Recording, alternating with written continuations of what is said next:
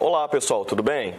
Sou o professor Fábio de Língua Inglesa da Secretaria Municipal de Educação. Bem-vindos a mais uma aula de língua inglesa. Bom galera, hoje nós vamos tratar o assunto que todo mundo tanto fala, né? Todo mundo tem aquela, nossa, o verbo to be. Ah, na escola só fala sobre o verbo to be. Vamos falar um pouquinho sobre o que é o verbo to be hoje, tá? O verbo to be, ele tem a função de verbo base e verbo auxiliar. Nós vamos tratar aqui o assunto ele como verbo base. O que é um verbo base? É aquele verbo que a gente utiliza com o seu significado, o significado real, tá?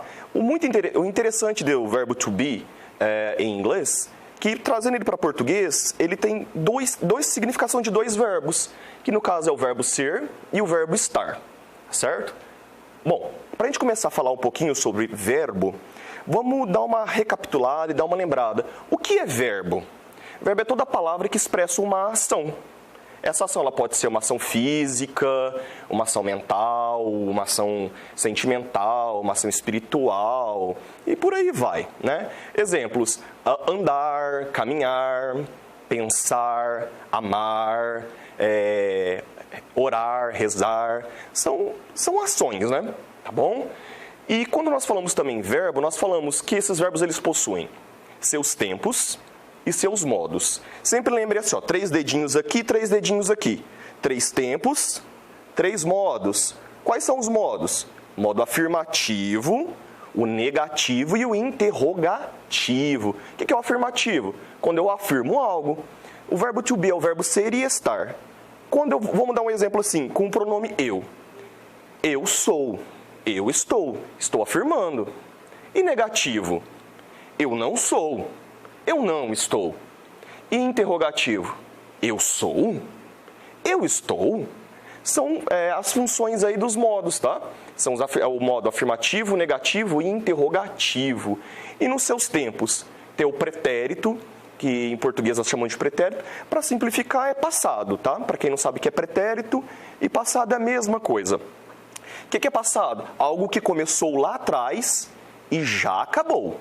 Começou e acabou. Para ser considerado passado ou pretérito, tem que ter um começo e um fim. Se essa ação ela começou e continua, não é considerado pretérito, tá?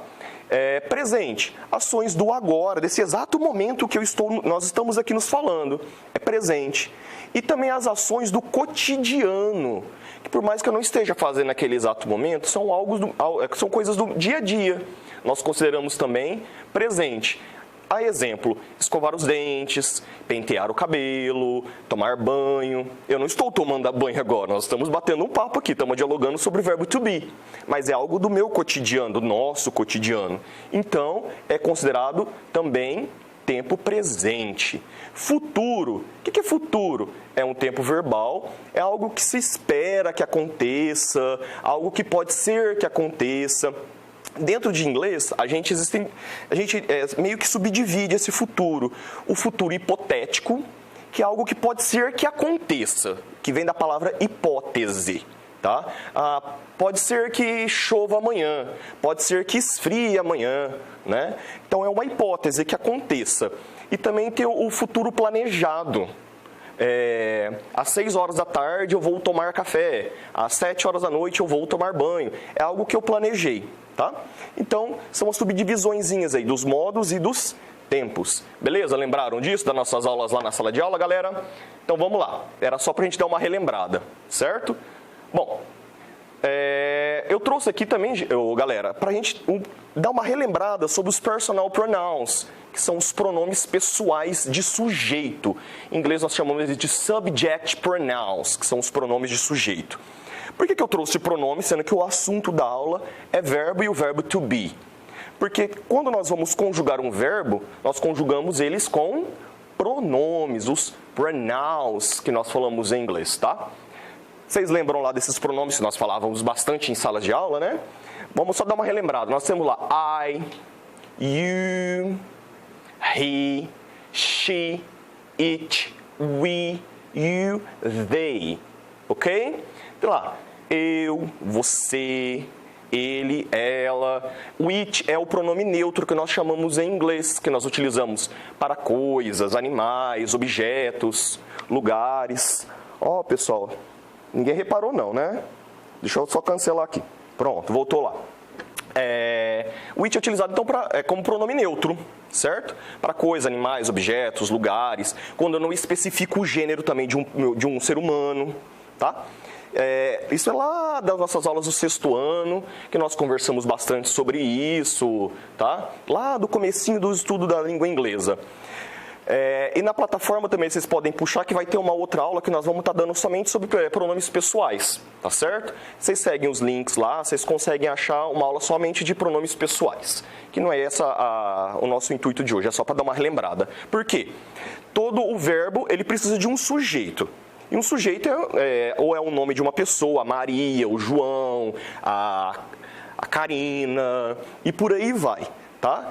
Quando eu não utilizo um nome, eu utilizo um pronome. O pronome tem a função de substituir um nome, por isso é pronome. Lembraram também disso?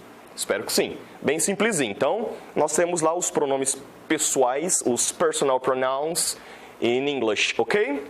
Vamos continuar então, que nossa aula é curtinha. Olha lá, pessoal, o verbo to be, o verbo que é tão falado em inglês, né? Que é uma coisa que não tem mito nenhum, que é algo super tranquilo, super simples. Só vou dar uma passada e volto aqui, ó. O verbo to be, pessoal, ele possui 3 formas. Nós estamos falando do tempo presente, tá? Vamos falar então, vamos pensar. Presente. Lembrando, presente é o agora, no caso que nós estamos falando aqui do cotidiano, certo? Então o verbo to be no presente, ele possui a forma am, is, are, ok? Vamos voltar lá então para vocês verem como é que nós conjugamos os verbos. Olha lá, lembra que eu falei? Que nós temos 3 tempos e 3 modos. Aqui nós vamos falar no tempo presente, tá? Aqui nós estamos conjugando o verbo to be no presente, em suas 3 modos. No modo afirmativo, no modo negativo e no modo interrogativo. Lembra o que o verbo to be é? O verbo to be é o verbo ser ou o verbo estar. Mas, professor, como é que eu sei quando na frase vai estar com a função de ser ou de estar? Vai ser pelo contexto, tá? Eu coloquei alguns exemplos, já a gente bate o papo falando sobre como é que eu vou saber quando está com a função de ser ou de estar. Olha lá. I am. O verbo to be não é o verbo ser ou estar? Eu sei que I, lá na primeira coluna, pessoal, primeira frase lá, primeira linha, tá? I, eu sei que é o pronome pessoal eu. Am, eu sei que é uma das formas do verbo to be no presente, certo? Então, o que é I am? Eu sou ou eu estou, certo? Muito simples. You are, você é, você está. He is, ele é, ele está. She is, ela é, ela está. It is, lembrando que o it é pronome neutro, viu, gente? Utilizo para coisas, animais, objetos, lugares, ou quando eu não especifico o gênero no singular. It is, isto é, ela é, aquilo é. It is. We are, gente, é a segunda palavrinha lá que é o verbo to be, tá? Eu acho que eu não coloquei em todos lá o traçadinho no verbo, tá? Mas dá para vocês verem bem tranquilinho lá onde que é o verbo, que eu mostrei para vocês agora há pouco. Então, we are. We é o pronome nós. Are é a forma verbal do verbo to be no presente para singular. We are. Nós somos, nós estamos. You are. Vocês são, vocês estão. They are. Eles ou elas. É o pronome plural de he, de she e de it. Então, o plural de he, she e it é they. They, né? Eles ou elas são, eles ou elas estão. Agora, vamos para a forma negativa. Gente, olha como é que é simples. Tá vendo lá? Eu coloco a partícula negativadora not lá na frente do verbo to be. Pronome, verbo base, mais a negação not. I am not. Tem como focar para mim lá na televisão? Acho que o pessoal não está vendo muito bem. I am not. Eu não sou, eu não estou. You are not. Você não é, você não está. He is not. Ele não é, ele não está. She is not. Ela não é, ela não está. It is not. Isto não é, isto não está. We are not. Nós não somos, nós não estamos.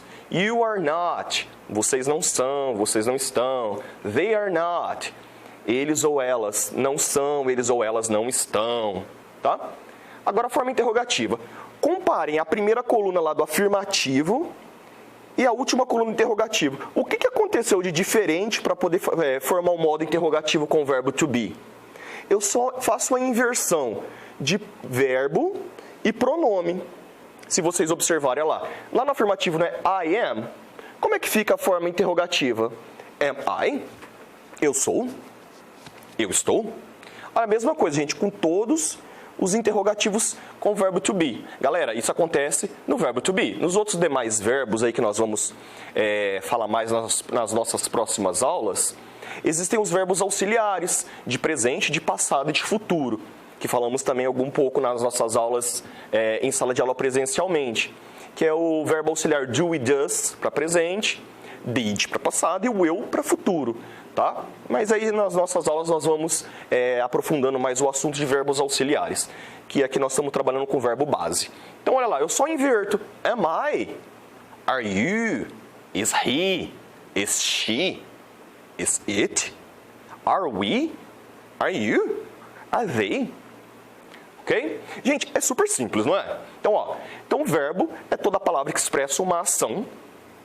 Essa ação ela pode ser física, enfim, e também fenômenos da natureza, certo? E também tem os 3 tempos e os 3 modos. Vamos lá então, Muito simples. He, she, it, a gente utiliza a forma is.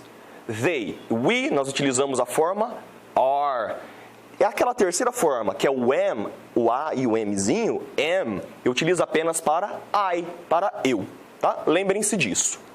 Vamos ver os exemplos que eu tinha falado para vocês no comecinho da nossa aula. Patrícia is from São Paulo.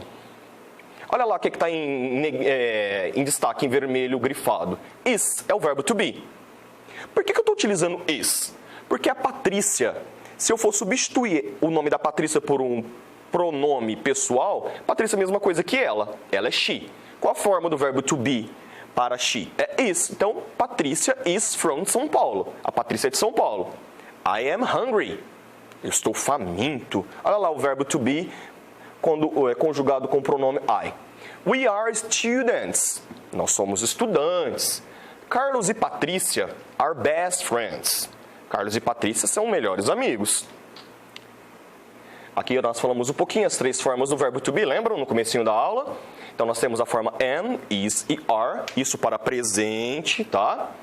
Presente simples. Bom, galera, aí fica então nosso componente curricular língua inglesa, tá? Só para a gente dar essa relembrada, espero que vocês tenham ficado tranquilo e calmos com a aula de verbo to be, que é bem simples. Não se esqueçam que o verbo ele possui tempos, modos. O verbo to be, ele é um verbo em inglês que se a gente fosse equiparar em português ele equivale a 2, que é o verbo ser ou estar. E estudem, lá na plataforma vai ter as atividades dessa aula, façam as atividades e um abraço para todo mundo. A gente vai ficando por aqui.